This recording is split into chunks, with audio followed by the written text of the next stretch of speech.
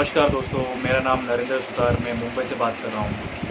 आज कम से कम इस लॉकडाउन को 40 से 45 दिन हो चुके हैं और एक लॉकडाउन की वजह से हमारे राजस्थानी प्रवासियों की बहुत मुसीबत में है और बहुत तकलीफ़ में है। और हमारे राजस्थानी प्रवासी अन्य राज्यों में रहते हैं, जैसे कि सूरत, अहमदाबाद, मुंबई, बेंगलोर, चेन्नई में है। वो सभी बहुत परेशान है। वो सभी अपने अपने राज्यों में आना चाहते हैं, वही कोशिश कर रहे जारी है। और ये जो सरकार हमारी राजस्थान की सरकार जो हमारे साथ गेम खेल रही है, 20 से 25 दिन हो चुके हैं। जब पहले गवर्नमेंट ने ये कहा था कि जब हर पंचायत में, हर गांव में जाके सरपंचों ने अपने अपने गांव में जाके सभी के जो भी प्रवासी बाहर रहते हैं उनके लिए नाम लिखे थे, और जो लोग फंसे हुए उनको लाया जाएगा, बस के थ्रू लाया जाएगा। थोड़े दिन में राजस्थान की सरकार उनको लाएगी, बसें चालू करके लाएंगे।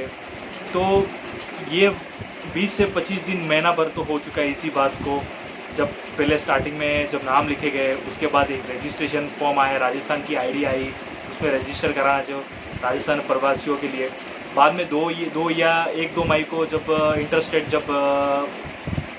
ऑफ द केंद्र सरकार ये कहते हैं कि आप हर राज्य के लोग आप तैयारी कीजिए, जो भी फंसे हुए प्रवासी है तो वो राजस्थान आना चाहते हैं या कहाँ पे भी आना चाहते हैं, वो आप राज्य तैयार कीजिए, आपकी लिस्ट तैयार कीजिए और आपके प्रवासियों ला सकते हो। जब केंद्र सरकार छूट दे देती है तो हमारी राजस्थान की सरकार अब तक क्यों नहीं काम हो रहा है। तो मैं ये राजस्थान की सरकार से ये कहना चाहता हूँ, तो कम से कम हमने 2-3 तारीख को, जैसे कि इंटरस्टेट का फॉर्म था वो भी भर दिया, हमें वो भी परमिशन मिली थी।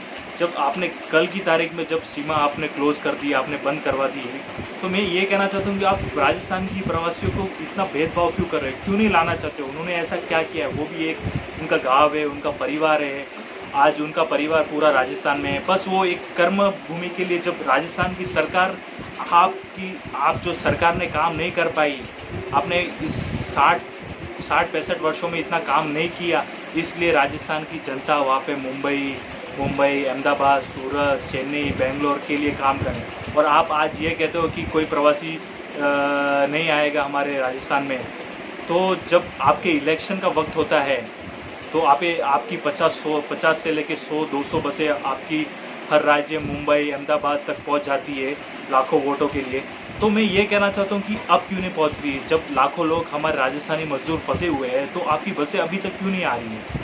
क्यों इतने भेदभाव कर रहे हैं? क्यों राजस्थानी प्रवासियों के साथ आप ऐसा खेल रहे हो, खिलवाड़ कर रहे हो? कुछ सोचिए राजस्थान प्रवासियों के लिए, बेचारे इतनी तकलीफ में बैठे हुए, उनके लिए कुछ सोचिए। आज जिसके पास प्राइवेट गाड़ी है वो निकल गया, अभी जिसके पास प्राइवेट गाड़ी नहीं है वो कैसे आएगा? ना गवर्नमेंट की अब तक ना फैसिलिटी मिल रही है। जो अन्य राज्यों में, जैसे कि मैंने अपने दोस्तों से बात की बेंगलोर वगैरह, वो भी यही कह रहे थे कि हम भी फंसे हुए, अभी तक हम मिडिल क्लास फैमिली को अभी तक कोई फैसिलिटी नहीं मिली। वो ये कह रहे हैं कि हम अपने गांव में आना चाहते हैं, गांव में जाके सुख की ज़िंदगी जीना चाहते हैं। थोड़े वक्त के लिए हम गांव में आएंगे तो हमारे खेती बाड़ी है, वहाँ पे हमारे सब कुछ सुविधा है। तो आज वो लोग फंसे हुए हैं, वो ये गांव तक आने चाहते हो, आप ऐसा खिलवाड़ कर रहे हो, तो आप नहीं आना चाहते हो। और मैं एक बात और कहना चाहता हूँ कि राजसमंद में जो भी लोग मेरे राजसमंद के लोग जो भी फंसे हुए हैं, तो राजसमंद के अभी फ़िलहाल तो कलेक्टर ने 12 तारीख तक रोक लगा दी है। मैं कलेक्टर साहब से ये कहना चाहता हूँ, आप ऐसा खिलवाड़ मत कीजिए। आपसे काम नहीं होता है तो आप इस्तीफा दे दीजिए।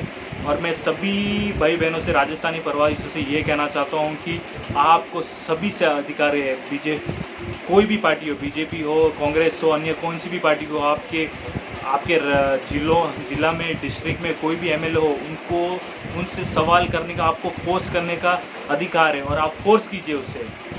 जब इलेक्शन का वक्त आता है तो आपसे 50 से 100 लाखों पब्लिक को आप ला सकते हो इलेक्शन के वक्त। और जब लाखों पब्लिक हमारे राजस्थानी प्रवासी फंसे हुए तो उनको क्यों नहीं ला सकते?